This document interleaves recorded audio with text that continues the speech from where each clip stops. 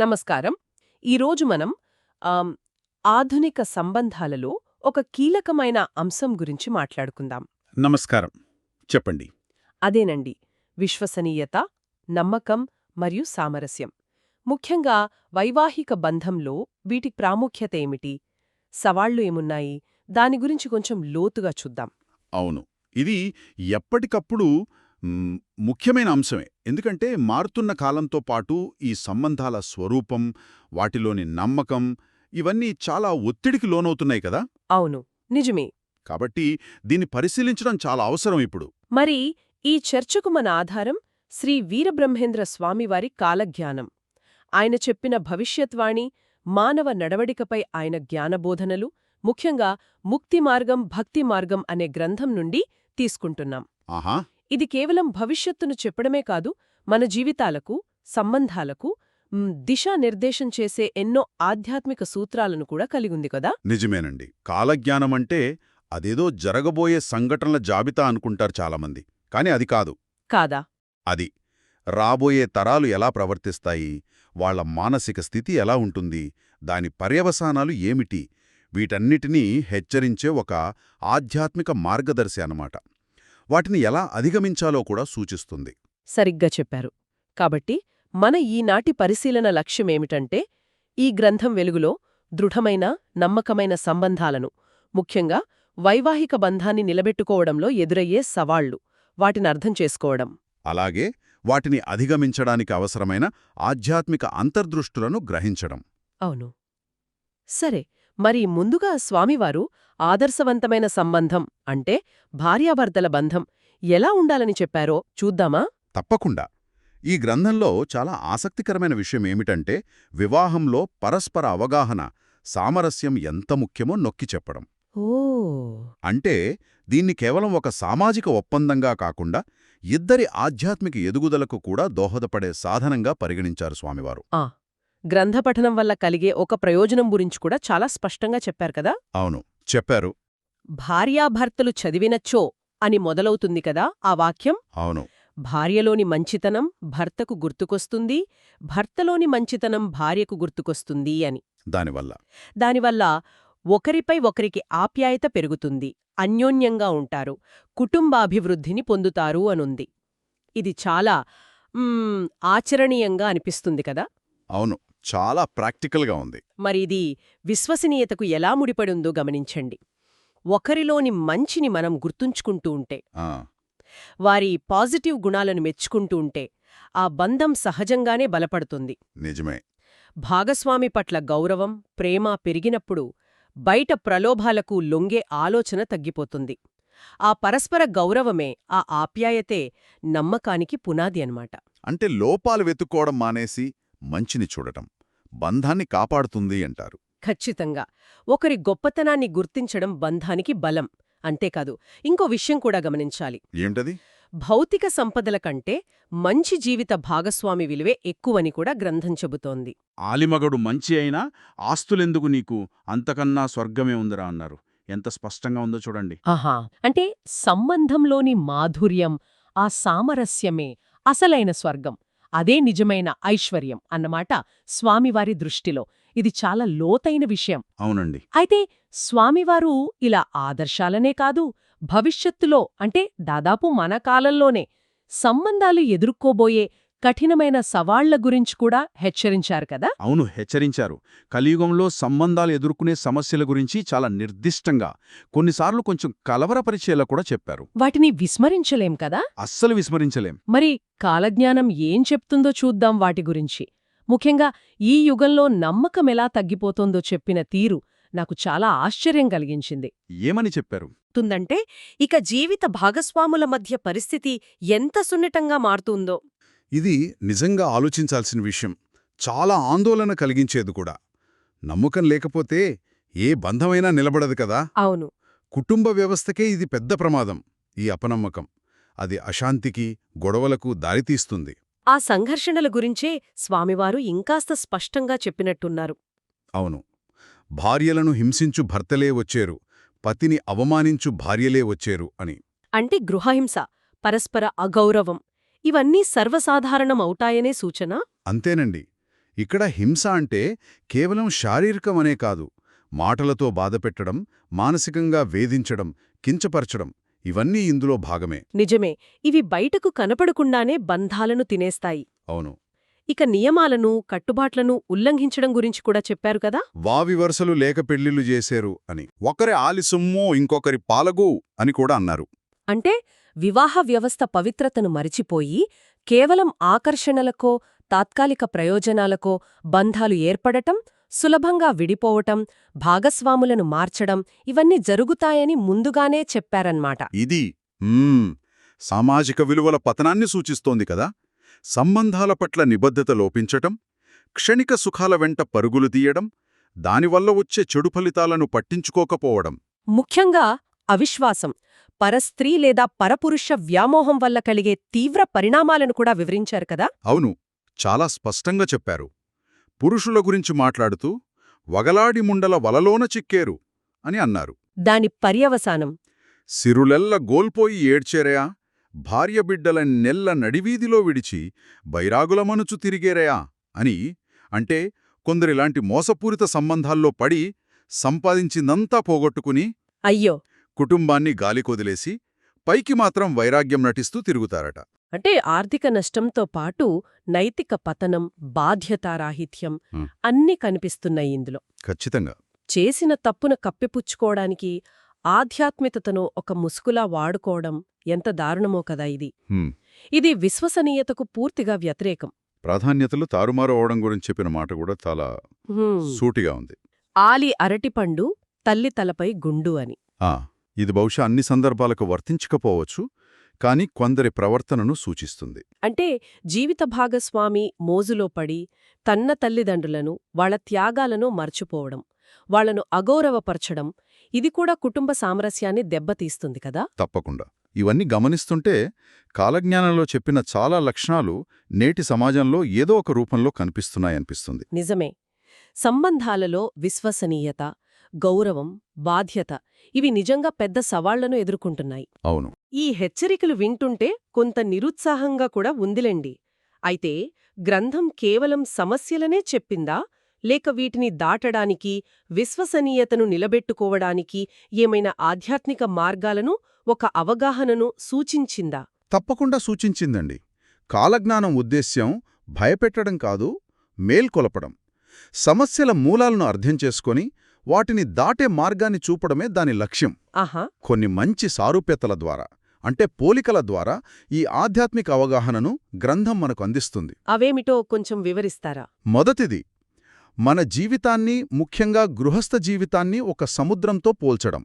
సంసారమనే మహాసముద్రం అంటారు కదా. అవును, విన్నాను. ఈ సంసార సాగరాన్ని సురక్షితంగా దాటడానికి బ్రహ్మవిద్య అనే పడవ కావాలని గ్రంథం చెప్తుంది. బ్రహ్మవిద్య అంటే కేవలం వేదాంతమా? కేవలం వేదాంత జ్ఞానమనే కాదు, ధర్మబద్ధమైన జీవితం, సత్యం, అహింస, ముఖ్యంగా పరస్పర విశ్వాసం, అవగాహన, నిబద్ధత ఇవన్నీ ఆ బ్రహ్మవిద్యలో భాగమే. ఓ, అంటే భార్యాభర్తల మధ్య నమ్మకం, ఒకరినొకరు అర్థం చేసుకోవడం అనే ఈ బలమైన పడవ లేకపోతే జీవితంలోని కష్టాలు, సమస్యలు అనే సముద్రంలో మునిగిపోయే ప్రమాదముందంటారా? ఖచ్చితంగా. అందుకే బ్రహ్మవిద్యను ఈత నేర్వనట్టివారు సంసారమున మునిగి సచ్చేరయా అని అన్నారు. మునిగి సచ్చడమంటే భౌతిక మరణమా? కాదు కాదు. బంధాలు విచ్ఛిన్నమవడం, మానసిక క్షోభ, శాంతి లేకపోవడం, నిరంతర గొడవలు ఇవన్నీ ఆ మునిగిపోవడంలో భాగమే. విశ్వసనీయత లేని బంధం అదో చిల్లుపడిన పడవలాంటిదన్నమాట. ఎప్పుడో ఒకప్పుడు మునగక తప్పదు.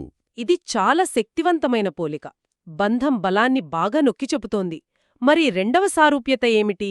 రెండవది మనందరికీ బాగా తెలిసిన కర్మసిద్ధాంతం. దాని ప్రాముఖ్యతను గ్రంథం స్పష్టం చేస్తుంది. ఏమని? మీరేది చల్లెదరో అదియ పండునుగాని లేనిదానికేల ఏడ్చేరయా అని. అంటే మన పనులే మన భవిష్యత్తును నిర్ణయిస్తాయి. అంటే సంబంధాలలో మనం విశ్వాసమనే విత్తనం వేస్తే, ప్రేమ, గౌరవం అనే నీరు పోస్తే సామరస్యం, కుటుంబ అభివృద్ధి, కుటుంబాభివృద్ధి అనే ఫలం లభిస్తుంది. అదే అవిశ్వాసం, మోసం, గొడవలు అనే విత్తనాలు వేస్తే ఫలితం బాధ, నష్టం, ఒంటరితనం, చివరికి బంధం విరిగిపోవటం. గ్రంథంలో అన్నట్లు చెడు సర్వనాశనం చేసెనురా. సరిగ్గా అదే. ఇంకా ఆసక్తికరమైన విషయం ఏంటంటే కర్మలకు దేవునికి సంబంధమే లేదు, ప్రకృతియే దీనికి మూలమయా అని కూడా అన్నారు. ఓహో, అంటే ఇది ప్రకృతి నియమమంటారా? అవును, మనం చేసే పనుల సహజ పర్యవసానాలే మన అనుభవంలోకి వస్తాయి. కాబట్టి విశ్వసనీయంగా ఉండటమనేది అది కేవలం ఇతరుల కోసం చేసేది కాదు. అది మన స్వంత శ్రేయస్సు కోసం, మన ఆనందం కోసం మనమే వేసుకునే దారి. ఇక కుటుంబ సభ్యుల్లో చూసే దృష్టికోణం గురించి కూడా చెప్పారు కదా, అదెలాగా? అవును, ఇది చాలా గొప్ప ఆధ్యాత్మిక దృక్పథం. మన కుటుంబ సభ్యులను మామూలు మనుషులుగా కాకుండా వారిలో దైవత్వాన్ని చూడాలని గ్రంథం సూచిస్తుంది. దైవత్వాన్ని చూడటమా? ఆను, నీ తల్లి పార్వతీ నీ తండ్రి శంకరుడు ఆలి మహాశక్తి అంశంబురా, నీ కన్నబిడ్డలే గణపతాంశం తెలియ అట్టివారి మెప్పు పొందాలిరా అని ఉంది. తల్లిని పార్వతిగా, తండ్రిని శివుడిగా, భార్యను శక్తిస్వరూపినిగా, పిల్లలను గణపతి అంశగా చూడాలా? ఇది కొంచెం ఆశ్చర్యంగానే ఉంది. ఆశ్చర్యంగా అనిపించినా దీని వెనుక భావన చాలా గొప్పది. అంటే వాళ్లను అంత గౌరవంతో, ప్రేమతో, బాధ్యతతో చూసుకోవాలి. వారి మెప్పు పొందడమంటే వారిని సంతోషంగా ఉంచడం, వారి బాగోగులు చూడటం, వారి పట్ల ధర్మంగా నడుచుకోవడం. దీనికి విశ్వసనీయత చాలా ముఖ్యం కదా? అవును, భాగస్వామిని శక్తి స్వరూపంగా భావిస్తే మోసం చేయాలనే ఆలోచన వస్తుందా? తల్లిదండ్రులను దైవ సమానులుగా చూస్తే వాళ్లను నిర్లక్ష్యం చేస్తామా? ఈ భావన మన ప్రవర్తనను సరిచేస్తుంది, సంబంధాలను పవిత్రంగా మారుస్తుంది. అర్థమైంది. ఈ ఆధ్యాత్మిక అవగాహనలు చాలా విలువైనవి. మరి వీటిని కేవలం తెలుసుకుంటే సరిపోతుందా, లేక మన రోజువారీ జీవితంలో, మన సంబంధాలలో ఆచరణలో పెట్టడానికి ఏమైనా నిర్దిష్టమైన సూచనలు గ్రంథమిస్తుందా? జ్ఞానం ఆచరణలోకి మారినప్పుడే కదండి దానికి సార్థకత. ఈ అవగాహనల ఆధారంగా మనమనుసరించగల ప్రాక్టికల్ సూత్రాలు చాలానే ఉన్నాయి. అవేమిటో వివరంగా చూద్దాం. మొదటిగా మనం ఇందాక అనుకున్నట్లు పరస్పర గౌరవం, భాగస్వామిలోని మంచి గుణాలను గుర్తుంచుకోవడం, మెచ్చుకోవడం. ఇది సులభంగా అనిపించినా ముఖ్యం కదా? అవును, ఇది గ్రంథం చెప్పిన ఒక ముఖ్య ప్రయోజనం. చిన్న విషయంలా కనిపించినా సంబంధంలో పాజిటివ్ వాతావరణాన్ని సృష్టిస్తుంది. ఎప్పుడూ తప్పులు వెతకడం మానేసి మంచిని చూడటం అలవాటైతే గొడవలు తగ్గుతాయి, ఆప్యాయత పెరుగుతుంది. రెండవదిగా అంతర్గత శుద్ధతను పెంచుకోవడం, మనల్ని తప్పుదారి పట్టించే కలిమాయ ప్రభావాన్ని తగ్గించుకోవడం. దీనికి మార్గంగా ముక్తి మార్గం, భక్తి మార్గం లాంటి మంచి గ్రంథాలు చదవడం సహాయపడుతుందని గ్రంథమే సూచిస్తోంది. ఇది మన ఆలోచనలను శుద్ధి చేసి విచక్షణ పెంచుతుంది. సరైన నిర్ణయాలు తీసుకోవడానికి, సమస్యలను ఎదుర్కోవడానికి బలాన్నిస్తుంది. కలియుగంలో ప్రలోభాలెక్కువంటారు కదా? అవును, మనస్సును చలింపజేసే ఆకర్షణలు, ప్రలోభాలు చాలా ఎక్కువ. గ్రంథపఠనం, మంచివాళ్లతో స్నేహం, దైవచింతన ఇవి మనకు ఒక రక్షణ కవచంలాంటివి. ఏది శాశ్వత ఆనందం, ఏది తాత్కాలిక సుఖం అనేది తెలియజేస్తాయి. ఇది సంబంధాలలో తప్పుడడుగులు వెయ్యకుండా కాపాడుతుంది అంటారు. తప్పకుండా. ఇక మూడవ ఆచరణాత్మక సూత్రం ఏమిటి? గ్రంథంలో చెప్పిన నెగటివ్ వ్యక్తులు, పరిస్థితుల పట్ల జాగ్రత్తగా ఉండటం. ఉదాహరణలకు వగలాడిముండల వల, లేదా మనస్సులోను విషమో మాటలోను తీపి, కలిమాయ కొడుకులు లాంటి హెచ్చరికలు గుర్తుంచుకోవటం. అంటే పైకి మంచిగా కనిపిస్తూ లోపల కుట్ర చేసేవాళ్లను, మనల్ని తప్పుదారి పట్టించే ప్రలోభాలను గుర్తించి వాటికి దూరంగా ఉండటానికి ప్రయత్నించడం. గుడ్డిగా ఎవరినీ నమ్మకుండా కొంచెం విచక్షణతో ఉండాలంటారా? అవును, విచక్షణతో ఉండాలి. ముఖ్యంగా మన నైతికతను దెబ్బతీసే ప్రలోభాల విషయంలో. ఎందుకంటే ఈ ఆకర్షణలు మొదట బాగున్నా వాటి చివరి ఫలితం వినాశనకరమని కాలజ్ఞానం హెచ్చరిస్తోంది కదా.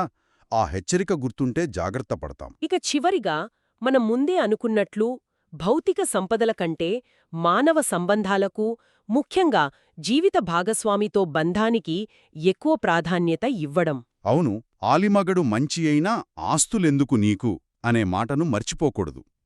నిజానికి మంచి బంధం ఉంటే ఏ కష్టాన్నైనా ఎదుర్కోవచ్చు, పోయిన సంపదలను తిరిగి సంపాదించుకోవచ్చు. కాని ఎన్ని కోట్లున్నా ఇంట్లో శాంతి లేకపోతే అంతే, ఆ సంపదలు కూడా సుఖాన్ని ఇవ్వలేవు. కాబట్టి దేనికెంత ప్రాధాన్యత ఇవ్వాలో సరిగ్గా నిర్ణయించుకోవడం చాలా ముఖ్యం. ఇవన్నీ చాలా స్పష్టమైన, ఆచరణీయమైన సూచనలు. అయితే ఈ కలియుగ సవాళ్లను చూసి ఈ సూత్రాలు పాటించడం కష్టం అని నిరాశపడే వాళ్లకు గ్రంథం ఏమైనా ప్రోత్సాహాన్ని, భరోసాను ఇస్తుందా? తప్పకుండా ఇస్తుందండి. కాలజ్ఞానం కేవలం హెచ్చరించి వదిలేయదు, ఆశను, ధైర్యాన్ని కూడా ఇస్తుంది. ముఖ్యంగా మంచి, నమ్మకమైన బంధాల వల్ల కలిగే పాజిటివ్ ఫలితాలను పదే పదే గుర్తుచేస్తుంది. ఆ పాజిటివ్ ఫలితాలేమిటి? కుటుంబాభివృద్ధి అంటే కుటుంబాభివృద్ధి, మానసిక ప్రశాంతత అంటే మనశ్శాంతి, జీవితంలోని ఎలాంటి కష్టాలనైనా ధైర్యంగా ఎదుర్కొనే శక్తి, ఇవన్నీ విశ్వసనీయమైన, ధర్మబద్ధమైన బంధాల వల్ల కలిగే ప్రయోజనాలుగా గ్రంథం చెబుతోంది. మొదట్లో మనం చెప్పుకున్నట్లు అన్యోన్యంగా ఉంటే కుటుంబాభివృద్ధి కలుగుతుంది. అవును. అలాగే గ్రంథపఠనం మంచి ఆలోచనల వల్ల మనశ్శాంతి లభిస్తుందని కూడా చెప్పారు. అంటే విశ్వసనీయంగా ఉండటమనేది కేవలం మన భాగస్వామికి మనం చేసే మేలు కాదు, అది అంతిమంగా మన స్వంత శ్రేయస్సుకే, మన కుటుంబ భవిష్యత్తుకే పునాది అన్నమాట. నిస్సందేహంగా. అందుకే విశ్వసనీయతను కేవలం ఒక సామాజిక కట్టుబాటుగానో, నైతిక బాధ్యతగానో చూడకూడదు. అది మన ఆధ్యాత్మిక ఆరోగ్యంతో, మన కర్మఫలాలతో, మన భవిష్యత్ ఆనందంతో ముడిపడి ఉందని గ్రంథం స్పష్టం చేస్తోంది. మీరేది చల్లెదరో అదియే పండును, ప్రకృతియే దీనికి మూలంబయ్యా, ఈ మాటలు అవే చెబుతున్నాయి కదా. అవును. మన చర్యలకు మనమే బాధ్యులమని, మంచికి మంచి, చెడుకు చెడు ఫలితాలు తప్పవని నొక్కి చెబుతున్నాయి. ఇక్కడ ఒక ఆసక్తికరమైన విషయం, ఇన్ని ప్రతికూలతలు, ప్రలోభనలు ఉంటాయని చెబుతూనే వాటి బారి నుండి రక్షించే శక్తి కూడా ఉందని స్వామివారు ఏమైనా భరోసా ఇచ్చారా? ఇచ్చారు. అదే అసలైన ఆశకరణం. శ్రీ వీరబ్రహ్మేంద్ర స్వామివారు తనపై తాను చూపిన ధర్మమార్గంపై విశ్వాసం ఉంచి దాన్ని అనుసరించేవాలికి తాను అండగా ఉంటానని స్పష్టంగా అభయమిచ్చారు. అవునా? ఏమని? నన్ను తలచిన ఎడల నా దర్శనం విత్తు, సత్యంబు నా మాట నమ్మండయ్యా, మాయశక్తులు చేయు ప్రళయంబులెన్నైనా మిమ్మంటబోవని తెలియండయ్యా అని ఎంత భరోసగా చెప్పాలో చూడండి. అంటే స్వామివారిపై నమ్మకముంచి ఆయన బోధించిన ధర్మమార్గంలో, అంటే విశ్వసనీయత, నిజాయితీ లాంటి గుణాలతో నడుచుకుంటే ఈ కలియుగంలోని నెగటివ్ శక్తుల ప్రభావం నుండి, ఆపదల నుండి రక్షణ లభిస్తుందని నమ్మవచ్చంటారా? అవును. ఆ నమ్మకమే మనకు బలాన్నిస్తుంది. ఆ రక్షణ కేవలం భౌతికమైనది కాదు, మానసికమైనది, ఆధ్యాత్మికమైనది కూడా. మన మనసు తప్పుడు దారిలోకి వెళ్లకుండా కాపాడుతుంది. ఇంకేమైనా చెప్పారా? ఎట్టి ఆపదలైనా, ఎన్ని కష్టములైనా నేనుండి తొలగింతు నమ్మండయా అని కూడా అన్నారు. ఆ విశ్వాసం, ఆ ధర్మాచరణ మనకు కష్టాలను ఎదుర్కొనే ధైర్యాన్ని, వాటి నుండి బయటపడే వివేకాన్ని ఇస్తాయని దీని అర్థం. అద్భుతం. ఈ మొత్తం చర్చ సారాంశాన్ని ఒక్కసారి చూద్దాం. తప్పకుండా. ముఖ్యాంశమేమిటంటే, శ్రీ వీరబ్రహ్మేంద్ర స్వామివారి కాలజ్ఞానం హెచ్చరిస్తున్నట్లు ఈ ఆధునిక యుగంలో సంబంధాలలో, ముఖ్యంగా వైవాహిక బంధంలో విశ్వసనీయతను నిలబెట్టుకోవడం అనేది నిరంతరం స్పృహతో చేయాల్సిన ప్రయత్నం. అవును. దీనికి పరస్పర గౌరవం, భాగస్వామిలోని మంచిని గుర్తించడం, ప్రలోభాలకు లొంగని సంకల్పం, అన్నిటికీ మించి లోతైన ఆధ్యాత్మిక అవగాహన అవసరం. ఇది కేవలం సామాజిక బాధ్యతో, నైతిక నియమమో కాదు.